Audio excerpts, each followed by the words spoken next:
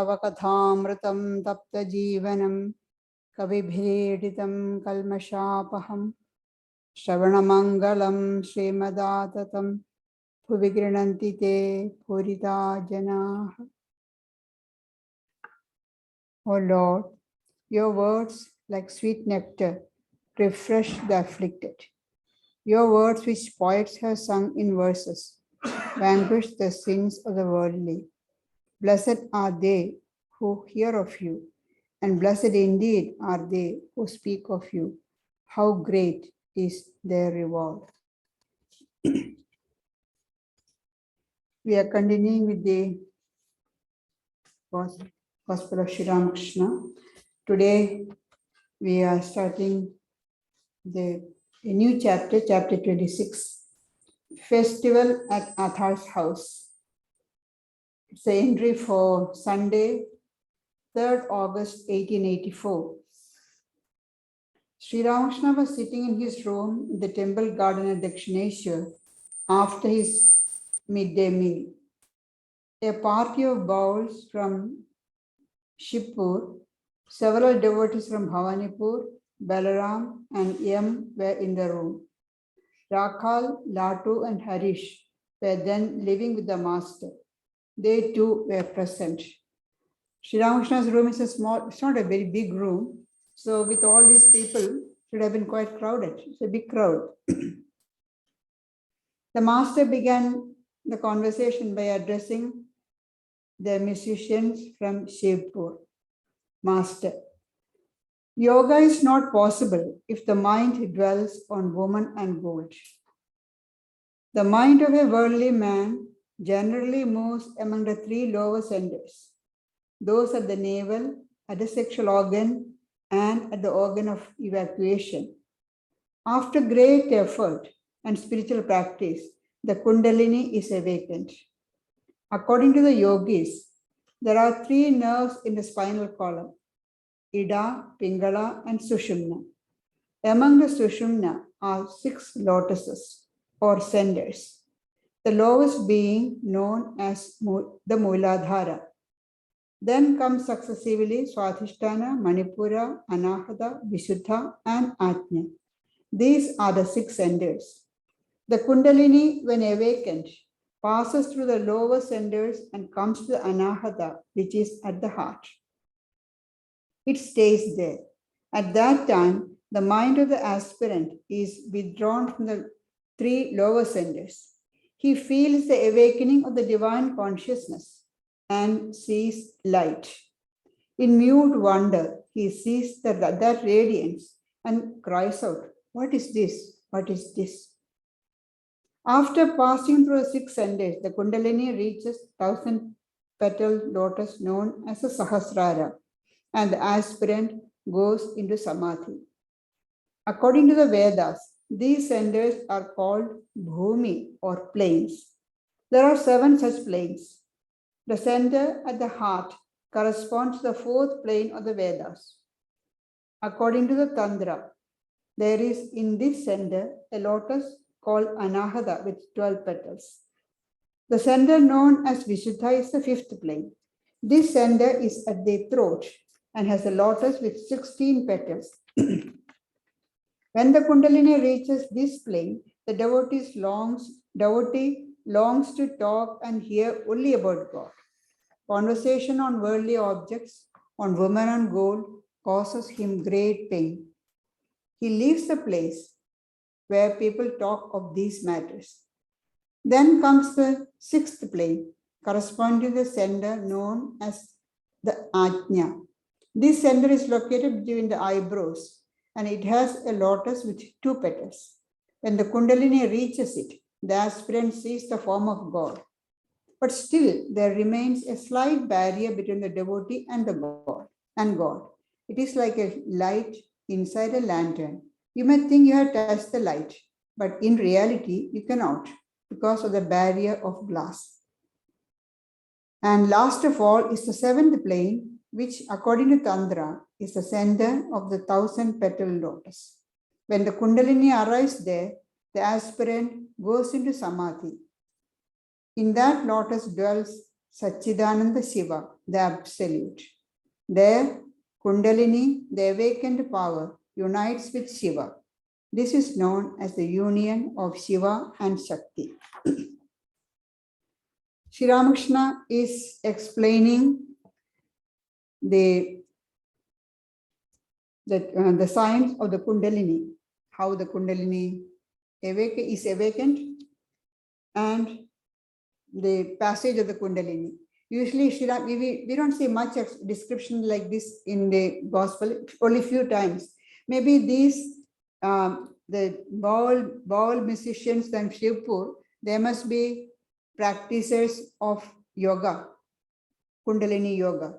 Otherwise, Sri Ramakrishna gives teachings suitable to the particular person. He doesn't give the standard fare for everybody.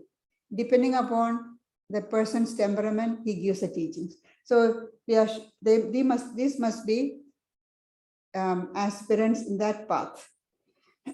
Now, the yoga scriptures say that Kundalini is a highly concentrated and subtle form of energy that is deep within all of us.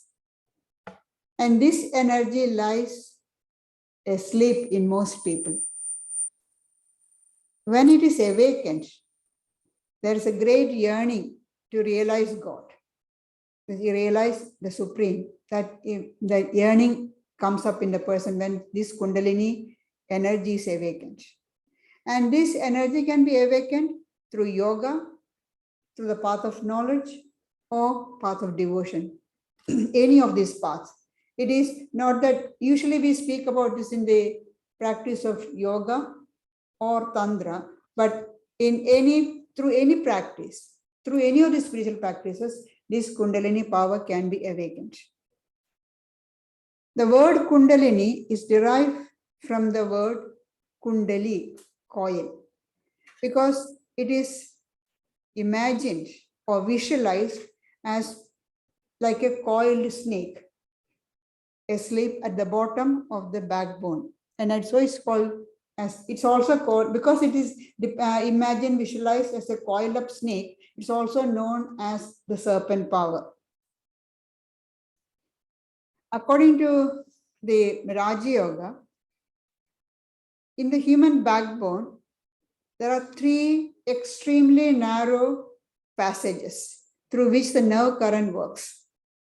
The left channel is called Ida, and the right channel is called Pingala. And in the middle, and in between the two, in the center, is another 3rd channel, which is called Sushumna, but usually it is blocked at the bottom. Ordinary people, the nerve current works through the left and the right, the Ida and Pingala. Only in highly advanced spiritual aspirants, the 3rd channel, Sushumna, is open, and the Kundalini, when Kundalini is awakened, the Sushumna opens, and the power, Kundalini power, rises through that. Through the Sushumna, it rises and moves towards the brain, Sahasrara.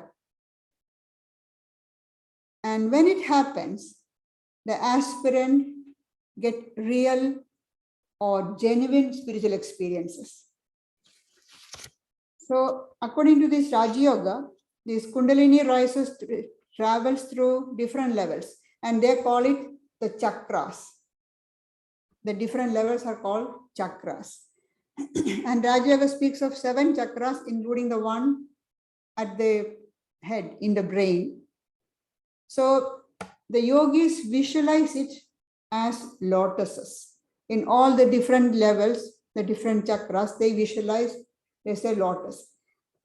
But we have to remember, these chakras or the plane, the spot or the lotuses, they are not physical things. They are not material things. They are not even made up of energy. They are pure divine consciousness. So if you cut up a body and see all the, I don't see any chakra. You won't see any chakra, you won't see anything. You won't even see the Sushumna. Because this is all made up of consciousness. These only yogis, in the advanced yogis, in their meditation, visualize this.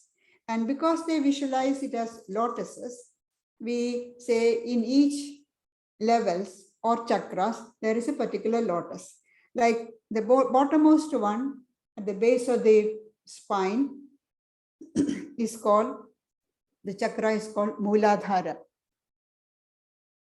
You can see the Muladhara, and the lotus there has got 4 petals.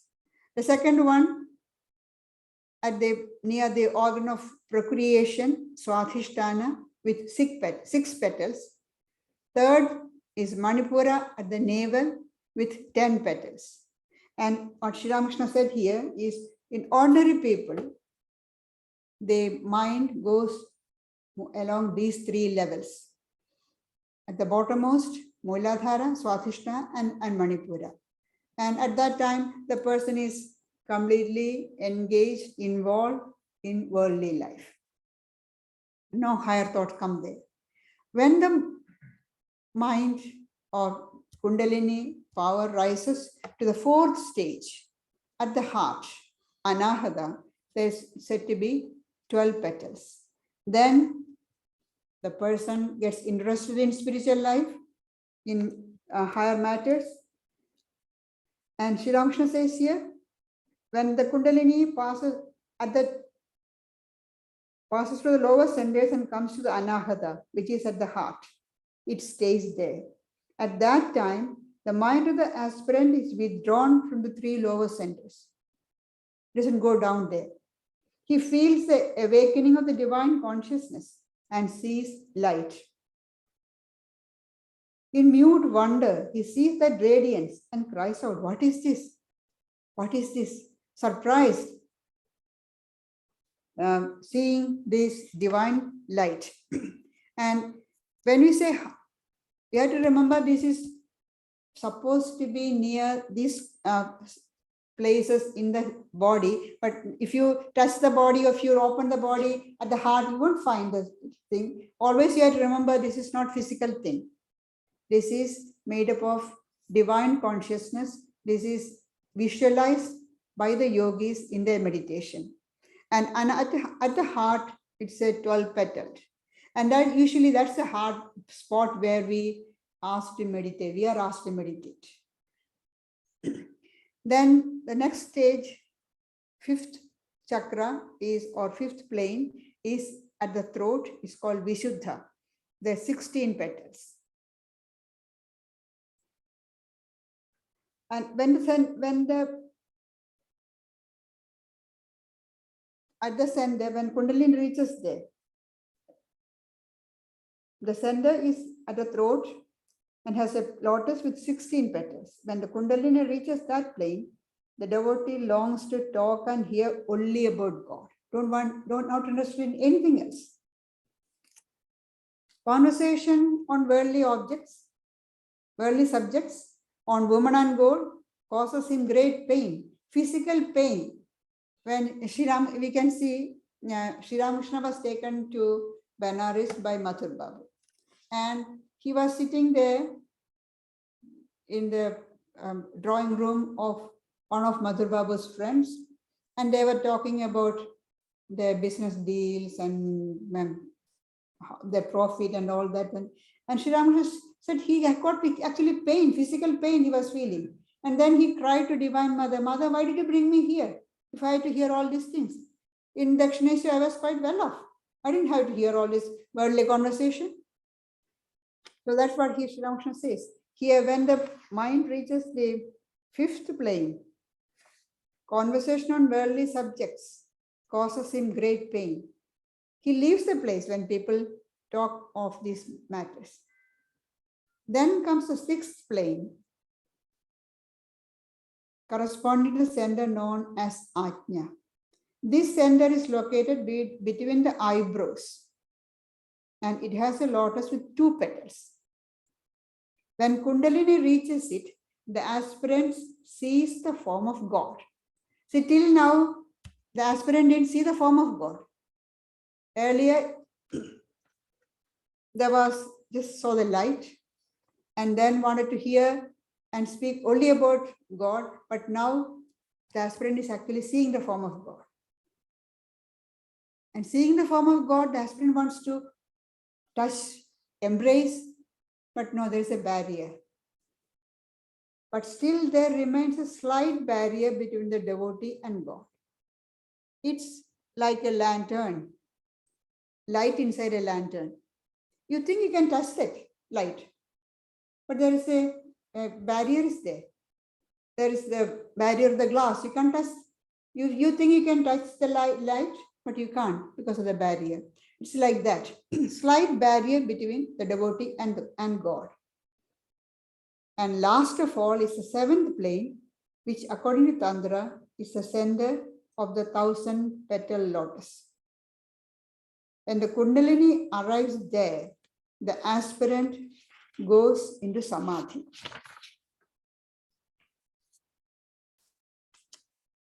In that lotus dwells Satchidananda Shiva.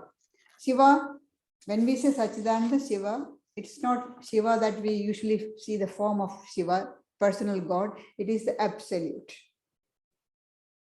There, Kundalini, the awakened power, unites with Shiva. This is known as the union of Shiva and Shakti. Then Sri Ramakrishna continues. When the Kundalini rises to Sahasrara, the mind goes into Samadhi. The aspirant loses all consciousness of the outer world. He can no longer retain his physical body. If milk is poured into his mouth, it runs out again. In that state, the life breath lingers for 21 days and then passes out. Entering the black waters of the ocean, the ship never comes back. In that state, when the mind reaches Sahasrara, the topmost at the brain, the aspirant, the mind goes into Samadhi, the aspirant goes into Samadhi, loses all consciousness of the outer world.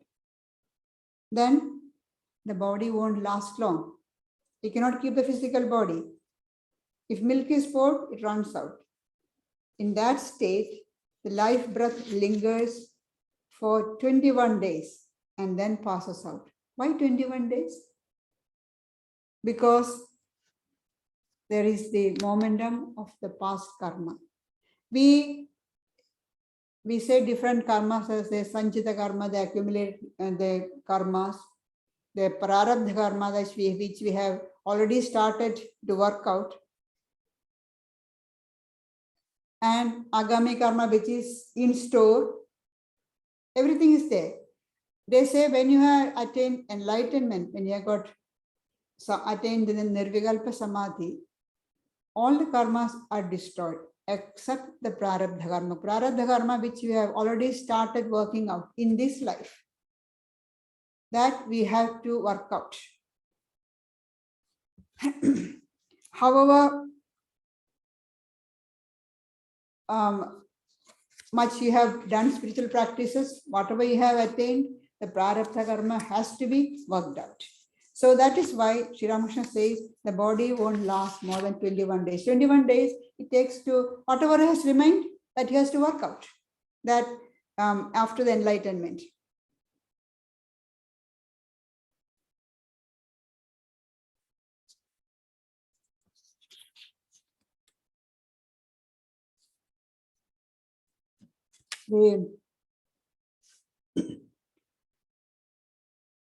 We may think that, what about the people who die by accident, or somebody is suddenly shot and killed, or that maybe now thousands of people dying in the war? Have they all worked out their prarabdha karmas? We say yes. If the prarabdha karma is not worked out, even for a moment before it's worked out, we won't die. It is only when the prarabdha karma is completely, the lot of karma that we started working out in this life, it has to work out. It's a law of karma, it cannot change. Now this 21 days, It takes whatever we have started, that momentum continues, and within 21 days, that's whatever remaining is worked out. It is like the wheel that has fallen off of a moving car. Say, suppose a car is going fast, but suddenly one wheel falls off. Does the wheel just stop because it has fallen off? No, it will continue moving for some more time because of the momentum. The car was going at a great speed. With the momentum, the wheel will continue to move. The body is just like that. The person has attained freedom, liberation, enlightenment, but the prarabdha karma will keep the body for another 21 days. That's what Sri Ramakrishna says. Now, there is an interesting incident narrated by Swami Sarvagadananda, who was in Boston. At that time, he was, as a young novice, he was in the Himalayas, in the Campbell, near Haridwar. Ramakrishna's mission has got a hospital. He was posted, he was there, and one day they brought an elderly sadhu. His disciples and younger sadhus brought this old sadhu to the hospital. He is sick, seems, because he is not eating anything. He is not responding, he is not speaking. People, whatever they ask, he won't respond. So the doctors kept examining him. There's nothing wrong. They couldn't find anything wrong with this person. But the person in appearance very calm. But no response. Don't even open the eyes and look.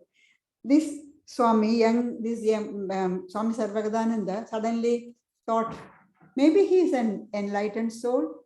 He has realized. Let's see, but maybe he will die within 21 days. Sri Ramakrishna says that.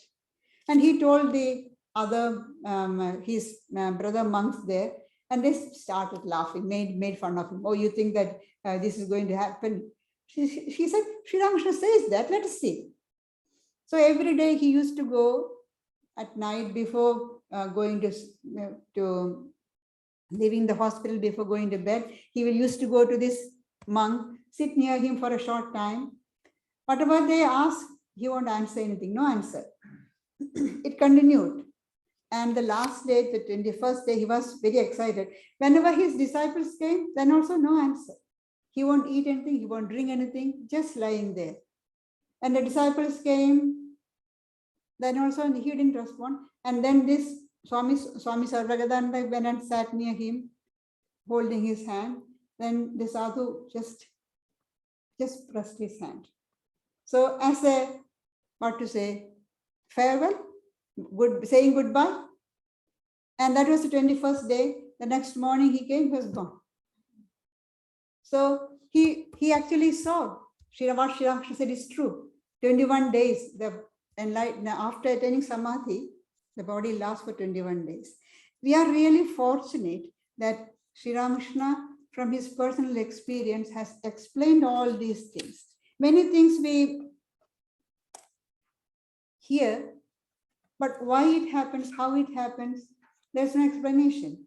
Those who have attained that higher state, they never explain. But we are fortunate that Sri Ramakrishna has explained all these things. He described. And that is, this prarabdha karma has to be worked out for 21 days. Then we may say, then what's the point of doing spiritual practices? If the prarabdha karma has to be worked out, we cannot escape it, then why should even all this japa and meditation and all the other spiritual practices won't help us? Holy Mother says, yes, they will reduce the intensity of the suffering that you are supposed to go through. But you have to go through it. Suppose, as a result of your prarabdha karma, you are meant to fall down and break your leg. You are doing a lot of spiritual practices, you will still fall down, but you may not break your leg. Instead of breaking the leg, you may end up with a sprain or just a scratch. But the falling down, that action, that karma, you have to go through. There is no escape. Sri Ramakrishna also explained to us how the Kundalini travels, how you feel when the Kundalini rises from one chakra to another. He says, Kundalini actually from the Mooladhara to the Sahasrara, when it moves in 5 different ways. Once it's like the monkey jumping from one branch to another. So the Kundalini moves from one center to another. Then another one is like a fish, as if swims, darts in the water. Kundalini moves upwards, going from one center to another, and the aspirant goes into Samadhi. The third one is like a bird hopping from one branch to another. And fourth, like the slow creeping of the ant, slowly moving from the lowest to the highest, from one chakra to another, slowly, slowly, slowly, like a crawling. Then the last one is like the wriggling of a snake. The Kundalini rises in a zigzag way along the Sushumna till it reaches the Sahasrara and the aspirant goes into Samadhi. One thing we have to remember, these are all highly esoteric experiences, and people often think that as soon as they start meditating, they have your Kundalini is awakened. It doesn't happen. Kundalini, rising of the Kundalini, awakening of the Kundalini doesn't happen so quickly, immediately. And the people like to think that they have their Kundalini is awakened because they like to experience super sensual or supernatural experiences. They want to have experiences. They may feel that, so imagination, fantasy, think that, oh, I could feel something crawling on my spine, maybe crawling an ant. Oh, moving like a snake, zigzag, because they're reading the books, all these things, and imagine that they are experiencing all these things. And thinking like this, actually, spending our time and energy on this imagination will lead to derangement of the brain. That's all. You're not experiencing Kundalini, you will end up in psychiatric asylum. People say that, oh, I see light, I'm overflowing with bliss. This is all a sign of weak mind or deranged brain, nothing else. It's not, even if you stumble upon the experience of Kundalini, rising of the Kundalini, or helped by the grace of your Guru, still if you are not mentally prepared, you won't be able to withstand it. And it may lead to pride and then eventually a downfall on the spiritual path. So this have to be extremely careful. This is a very powerful energy, and it's not something to be played with. It's like playing with fire if you're playing with it. And actually, it's very hard to convince us that, oh, you have somebody come and say that your Kundalini is aroused. We don't pay much attention. We think, oh, yes, just listen to it. Because it's not so easy. That the measuring rod of a spiritual progress is not seeing the visions, but a noble character. Have you developed a noble character? Have you got more of love of God, compassion, unselfishness, truthfulness, the practice of the 5 disciplines of Yama? Are you doing that? Have you got established in that? Ahimsa, Satyam, Asteyam, Brahmacharyam, that is truthfulness, non-violence, chastity, non-receiving of gifts. If you are established in all these things, then we can say, well, you are progressing in spiritual life, not just seeing lights. There's a few incidents I remembered that. Once Swami Brahmananda was in Bhubaneswar, in Orissa. And one professor used to come to the ashrama there, and he became quite friendly with the young monks. So one day he was saying, this professor told these monks, "What sort of monks are you? You don't have any power?" When they told this to Swami Brahmananda, he said, "Getting power is so easy. Developing a strong character, that's the difficult part. That is the test of your spiritual progress. Have you developed a strong character? Have you developed a noble character? That's the test of your spiritual practice, not seeing light or getting power." And two funny incidents I want to share with you.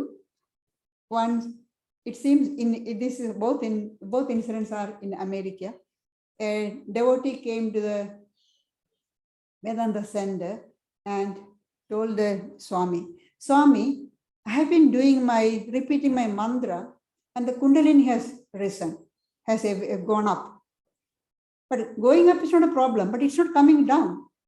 This Swami was rather new to the American devotees. So before, he had to think what sort of answer to give. Kundalini just doesn't go up like that. Then immediately, an American Swami who was in the next room, who overheard the conversation, said from the room, "Swami, asked her to repeat the mantra backwards, because Kundalini doesn't rise like that." So this is, people want to say that I have got seen all that. Another funny incident is at midnight, there's a phone call. "Swami, I was meditating and I'm seeing light. What next?" The Swami said, "Turn the light and go to sleep." People want to see, I'm seeing light, my Kundalini has awakened, I'm flowing in bliss. This doesn't happen so easily. We are simply deceiving ourselves if we imagine like that. Not that it won't happen, but it doesn't happen so easily. It needs a lot of practice. But the test of spiritual progress is a noble character. You have to remember that.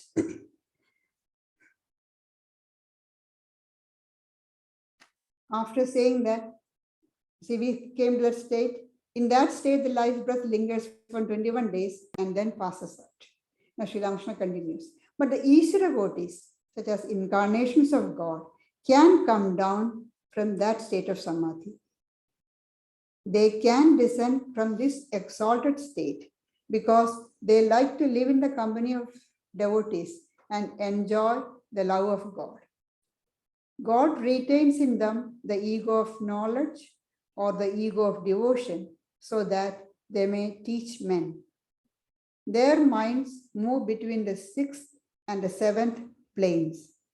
They run a boat race back and forth, as it were, between these two planes.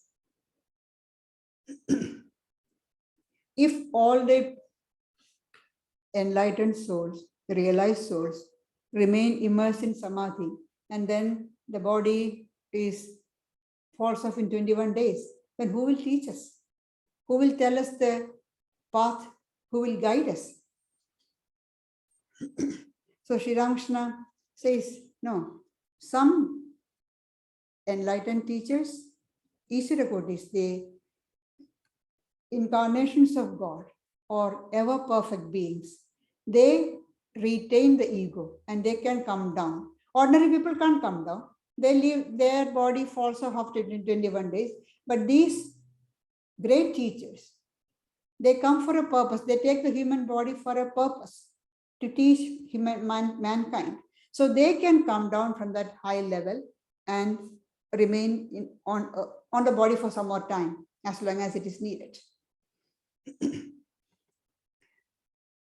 If Sri Ramakrishna in another place gives a story, 4 friends were walking along the road and suddenly they came across a place where it's a high wall on one side of the road, and there's music and big loud laughter coming from inside on the other side of the wall. So they got curious. What is that? What's happening? First one somehow climbed on the wall and looked in. He started laughing and jumped in. Didn't tell what's happening. The second one, the same thing, climbed over the wall, looked, started laughing and jumped in. Third person also did the same thing. The fourth person, what's happening? Nobody knows, they don't tell us.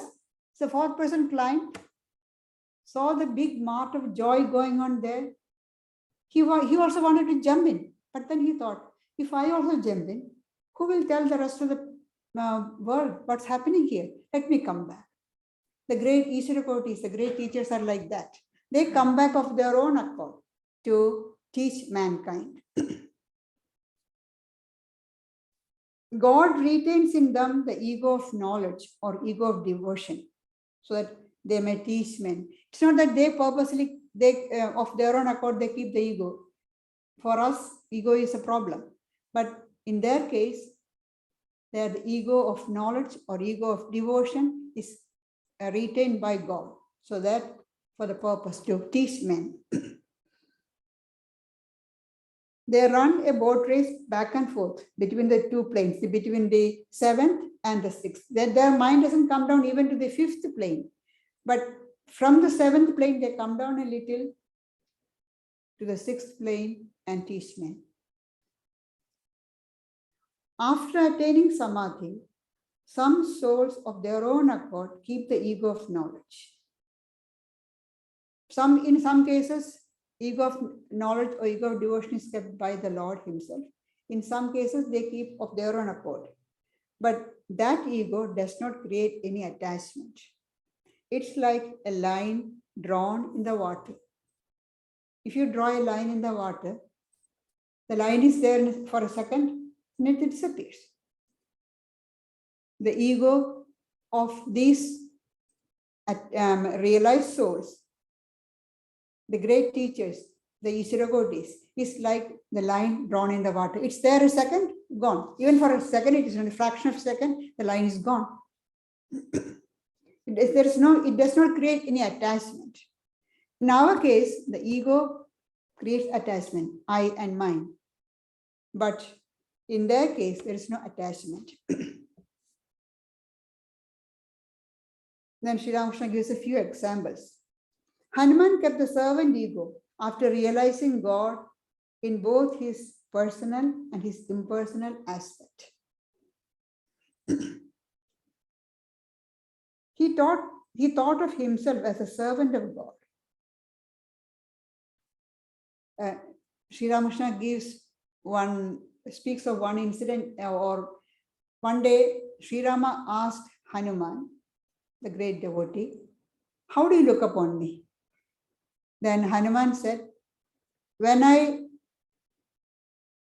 got the consciousness of body, when I look upon as one with the body, then you are the master and I am the servant.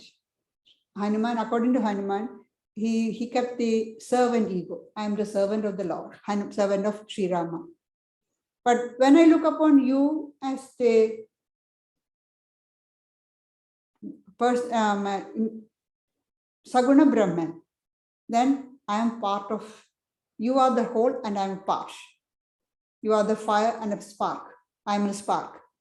But when I look upon myself as Brahman, as the impersonal entity, I and you are one. There is no difference.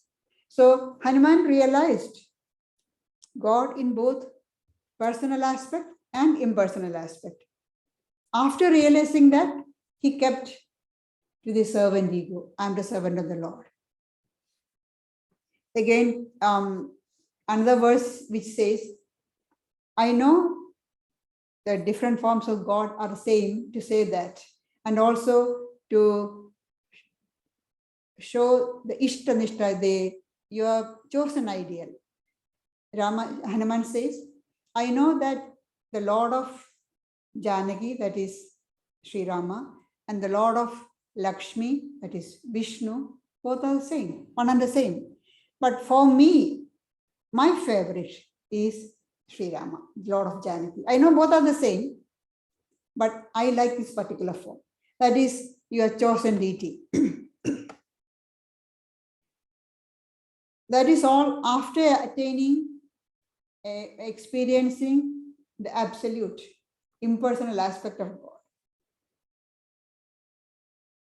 The great sages such as Narada, Sanaka, Sanandana, Sanatana, and Sanat Kumara, after attaining the knowledge of Brahman, kept the servant ego and the ego of devotion. They are like big steamships, which not only cross the ocean themselves, but carry many passengers to the other shore.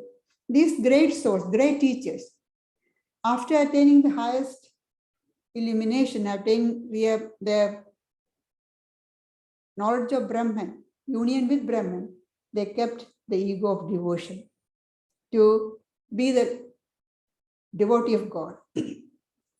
Sri Ramakrishna also speaks about Shukadeva. Shukadeva, the great sage, he was the son of Vyasa, and they say he was born a knower of Brahman. Even at birth, he was born with full knowledge, and he was absorbed in Nirvikalpa Samadhi. But there was a purpose for his birth. He was to give the wisdom or knowledge given in the Bhagavata, Srimad Bhagavata, and he was to teach King Parikshit. But how will he teach? He is absorbed in Samadhi. So Narada went to him and started chanting some verses praising the Lord. Hearing those verses, Shuka slowly his mind came down from the absolute, from the seventh plane, coming down. Slowly he became conscious of the external world. He had horripilation, his tears of joy started flowing from his eyes. And then gradually he came conscious of the external world. And then he asked, who is this, whom that you are chanting this glory, about whom? And then he, of course, afterwards he taught Srimad Bhagavatam to Parikshit. Thus, after attaining the Nirvikalpa Samadhi, he started thinking about the form of God. So Sri Ramakrishna said they are like big steamships, which not only cross the ocean themselves, but carry many passengers across. They are not attaining or trying to gain knowledge and liberation for themselves.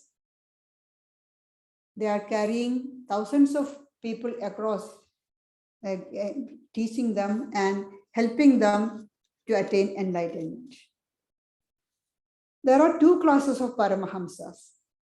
One affirming the formless reality, and the other affirming God with form. Trilinga Swami believed in the formless reality. Paramahamsa, like him, care for their own good alone. They feel satisfied if they themselves attain the goal. Trilinga Swami was a great saint in Benares. Sri Ramakrishna had seen him when he went to Benares. Trilinga Swami, he believed in the formless aspect of God. So Sri Ramakrishna says, Paramahamsas like him care for their own good. They want to be free. They want to be liberated, attain oneness with Brahman. But they are not thinking about, they don't want to come down. So such people, they are not trying to take others across the ocean of the world. They feel satisfied if they attain the goal. But those Paramahamsas who believe in God with form keep the love of God even after attaining knowledge of Brahman, so that they may teach spiritual truth to others. They have attained knowledge of Brahman. They have realized Brahman. They have attained unity with Brahman, but still they keep love of God, so that they can teach spiritual truth to others. They are like a pitcher brimful of water. A part of the water may be poured into another pitcher. These perfected souls describe to others the various spiritual disciplines by which they have realized God. We see all these things. Sri Ramakrishna is speaking about Paramahamsa, but actually it is about him only. When we see, look at him, how they're teaching, he had attained Nirvikalpa Samadhi, union with Brahman. He is Brahman, but still, after all that, he remained ever the child of Divine Mother. And so that he can teach the spiritual truth to others. Even the state of Samadhi, he wanted to explain to his disciples. He tried so many times. He was trying what he feels when the mind rises to the different planes. He comes up to the 6th plane, and then the mind rises, and then he's lost. He could not explain. Then again, when the mind comes down after some time, he again tried. A few times he tried, and then he said, with tears in his eyes, he said, I'm so sad, I can't explain to you what I experience. Because as the mind goes up, past the 6th level, the mind gets absorbed, and he cannot explain. But he keeps the mind on a lower level so that he can teach the spiritual truths to others. These perfected souls describe to others the various spiritual disciplines by which they have realized God. They do this only to teach others and to help them in spiritual life. And then Sri Ramakrishna gives an example. With great effort, men dig a well for drinking water, using spades and baskets for the purpose. To digging the well, it's not in those days there was no bulldozer or anything that you dig with the spades and baskets. So they remove the soil and dig well. After digging the well, digging is over, some throw the spades and other implements into the well, not needing them anymore. Now, if we have got water, the water has come to the well, we don't need a spade anymore and the basket, so just throw it into the well. But some put them away near the well so that others may use them. The great souls, the great teachers are like that. They have attained themselves, but still they come down a level so that they can teach others.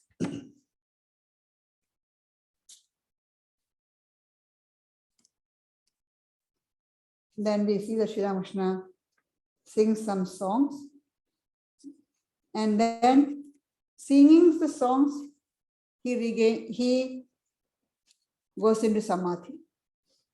As Sri Ramakrishna sang, he went into Samadhi.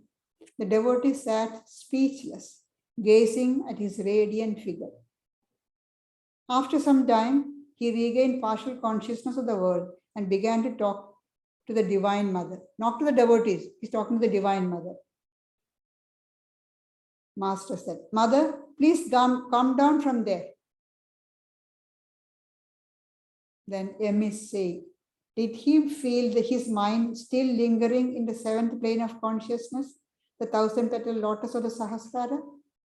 He is asking Mother, Divine Mother to come down, the Kundalini to come down, because he wants to talk to the devotees.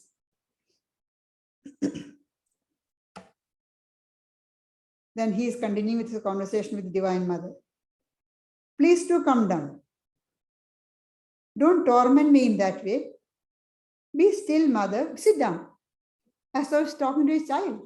But you have to remember, he's talking to Divine Mother, the Kundalini power which is risen to the Sahasrara. Then he's continuing, oh Mother, everybody's future is determined by the tendencies of his previous birth. What shall I say to these people? The room is full of people. What shall I say to these people? Nothing can be achieved without discrimination and renunciation. Nothing can be achieved without discrimination and renunciation. Without discrimination and renunciation, there can be no love of God. Discrimination means discernment, thinking what is true, what is real, what is unreal, what is necessary for spiritual progress, what is not necessary, what is harmful for spiritual progress. Reasoning it out like this, that is discrimination. And renunciation. What is renunciation? The moment people hear renunciation, they get frightened. We have to give up everything. Renunciation is giving up attachment. But as we always say, nature abhors vacuum. If you give up attachment, what is there? No. Give up attachment to the world and attach yourself to God. You give something lower for something higher. You give up the lower pleasures of the world for the infinite bliss of God. So that is renunciation. And without renunciation and discrimination, there can be no love of God. And without love of God, there cannot be any renunciation. These three go together. Discrimination, renunciation, and love of God. They all three go together. If there is no love of God, the renunciation will disappear in a very short time. Sri Ramakrishna speaks about such renunciation as monkey renunciation, Markada Vairagya.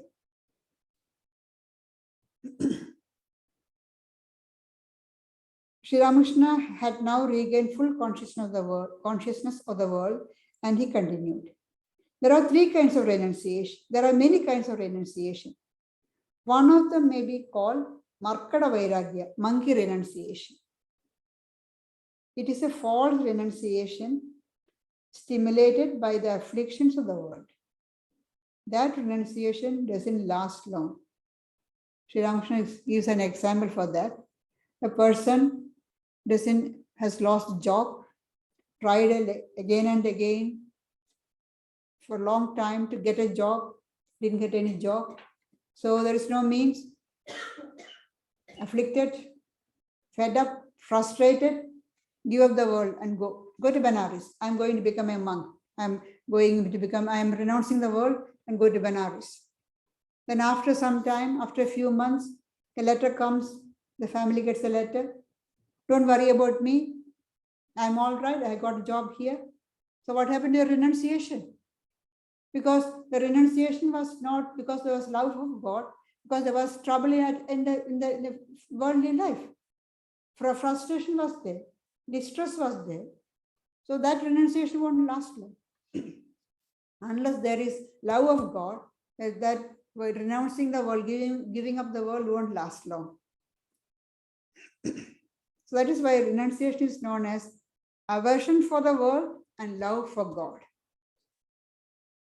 True renunciation is giving up the lower for the higher. It is not the result of bitterness or frustration. Often, I remember once long ago, when I was, after maybe a few years after we came here, somebody asked me, why did you give up? Did you have some disappointments? That means usually when they meet disappointments, you wanted to marry somebody you didn't able to marry. So disappointment, renounce the world and become a monk or nun. That won't happen. Without love of God, renunciation won't happen. It is not a result of bitterness or frustration. It is the result of love of God. Only when there is love of God can there be true renunciation. It is the false renunciation stimulated by affliction of the world. That's monkey renunciation. That renunciation doesn't last long. Then there is real renunciation. A man with everything in the world, lacking nothing, feels all to be unreal. Got everything, but still don't want to enjoy, really seeing everything as unreal. Buddha's renunciation is known as the great renunciation, the great giving up, the great going. Because Buddha had everything. Siddhartha, the young prince, he's the prince, young, healthy, very handsome to look at, beautiful wife, young newborn baby, and a kingdom to inherit. He had everything. What more you want? Everything he had. He gave up everything. That is renunciation. You have to have something to renounce. If you don't have anything to renounce, what will you give up? That is true renunciation. A man with everything in the world, lacking nothing, feels all to be unreal. That's the true renunciation. But then Sri Ramakrishna continues. It is not possible to acquire renunciation all at once. The time factor must be taken into account. Unless you have gone through the experience of enjoyment, renunciation won't come. Sri Ramakrishna says there should be satiety with enjoyment. Only you have enjoyed everything, then you said, that's enough. I have enjoyed, that's enough. No more. I don't want any more. Then the sense of renunciation, the feeling of renunciation comes. Till it won't. Then you have to enjoy the pleasures of the world. That's why Sri Ramakrishna says the time factor. The time factor must be taken into account. The time has to happen. But it is also true that a man should hear about it. When the right time comes, he will say to himself, oh yes, I heard about it. That's why it's good to hear about it. It's good to hear about renunciation, but we are not asking, oh, you give up. No. When the time happens, when the time comes, at the right time, when it is meant to happen, it will happen. Sri Ramakrishna never asked his household disciples or devotees to give up. The recorder of the gospel, he wanted to give up. He told again and again. Sri Ramakrishna said, no. You are in the world, you keep to it. You need a Bhagavata scholar. You need a person to expound the teachings of the Lord. Now, M's duty in this incarnation of Sri Ramakrishna was to give his Sri Ramakrishna's teaching to the world. When another disciple, who later became Swami Shivananda, was noting down the teachings when Sri Ramakrishna was giving the advice, he started taking notes. One day Sri Ramakrishna asked, why are you listening so carefully? It's not for you. That means, no, this is a particular person is there, meant for this job of taking down and giving the teaching. And he made sure that M understood. Sometimes Sri Ramakrishna will ask him, what did I say? Tell me. And then M repeat what Sri Ramakrishna said. Then Sri Ramakrishna said, no, this is not what I said. This is how I explained. He will correct. To make sure that the correct teaching without any coloring from M's mind comes to us. It's a great blessing that Sri Ramakrishna has conferred on us. Thank you.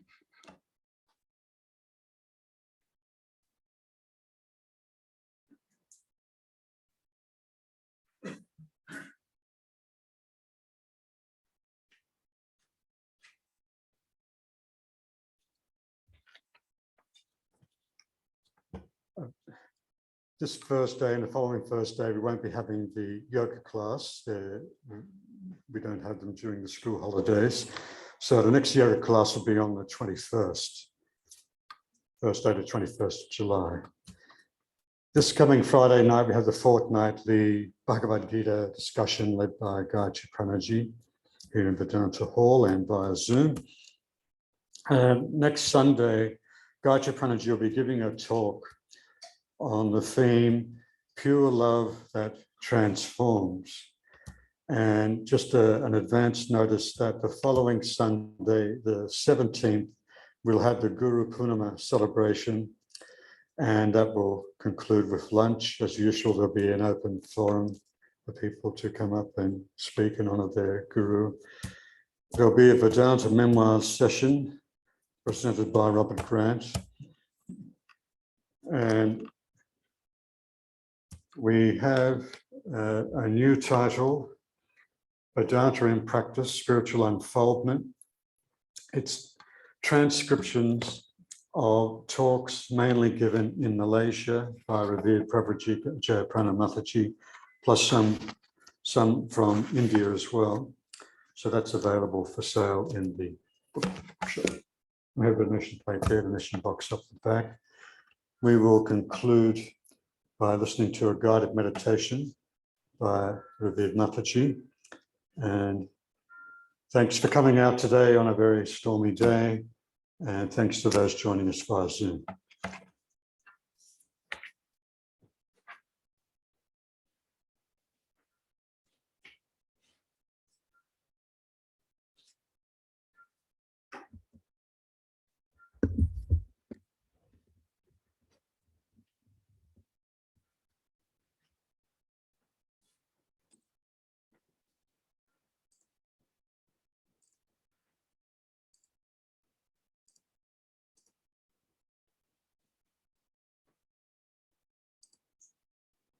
I know in my inmost depths that no more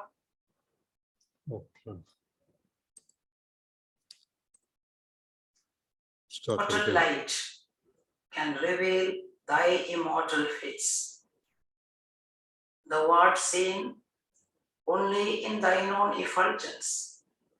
Yet, with yearning hope in my heart, I keep my little altar lamp day and night, burning, burning. O Lord, thou art my resting place and only protection. May I never lose my vision of thee. May I never give way to sorrow or despondency. May I remain undaunted and unfaltering in my spiritual life. O thou supreme reality, master and ruler of the universe, soul of all souls, I lift my heart to thee as I offer myself at your sacred altar for a few seconds in silence. Please be gracious enough to accept my humble offering. Fill my being with spiritual blessings. May the baser instincts within me be transformed into sublime, pure aspirations at thy benign touch. May thy blessed presence kindle within me a more fervent flame of love and adoration. May my heart be filled with thy divine essence, and may my understanding be unfolded so that I be filled with thy spiritual illumination. Words are more powerful than deeds, and thoughts are more powerful than words.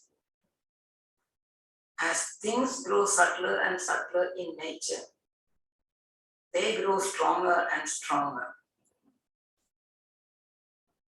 The mind is made stronger by the cultivation of honest humility, sincere purity, and noble faith in oneself and God. When the heart is filled with discrimination, right feeling, and noble aspirations, the mind becomes lighter and transparently pure. Then lifting that mind to the feet of the Lord of all creation becomes an easy matter. Let us close our eyes and examine our inner world. When we look within, it's all dark and looks gloomy. Let us wait and look on more closely, shutting all the doors of perception and action. Let us try to concentrate on our spiritual heart. There's only darkness. But when we look with attention and faith, and we see in the center of the dark chamber of the heart, a tiny speck of brilliance, like a tiny star glimmering in the far-off sky. As we focus our attention more on that, we find the speck of light becoming slowly, very, very slowly, larger and brighter. It has now become a tiny ball of silver color,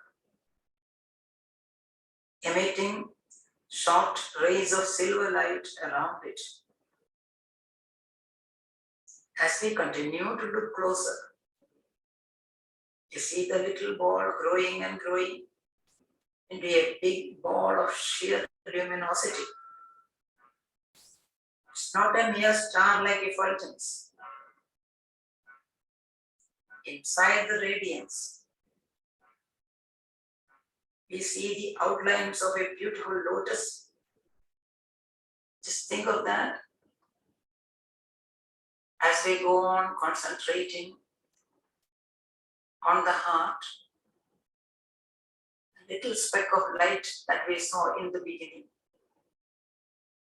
grows in size. It's become a beautiful silver star. But it is not an empty one. It is alive with the vibrations of energy. Inside that star, we see a lotus.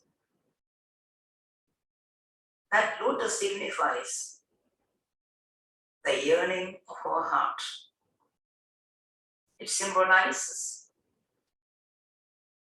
the pure love and adoration that we have for the vision of the Lord. And as we go on concentrating, we can see in the center of the lotus a golden flame. Think of the picture. A large silver star, inside which is a beautiful lotus, in the center of which is a wonderful flame standing upright. They are not still, but they are not moving. They are vibrant with energy, vibrant with the life energy of God, vibrant with the life energy of the universe, vibrant with the life energy of our own existence. The whole heart is full with the effulgence.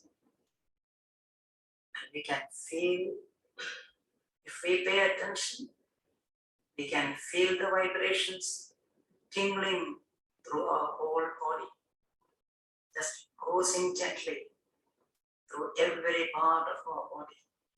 The power of the Lord's energy, the power of our own existence, calm, cool vibrations, living. Just that, a beautiful silver star,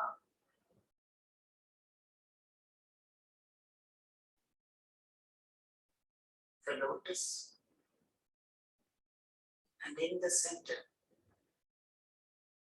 the golden flame.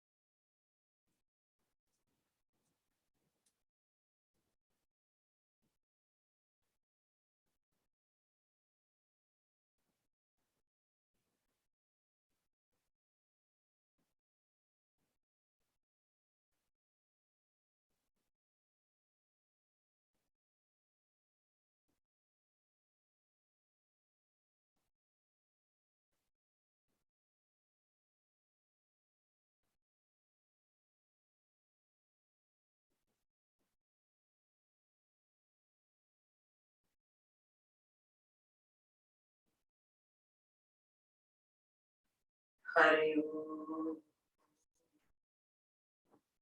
Shanti, Shanti, Shanti, peace.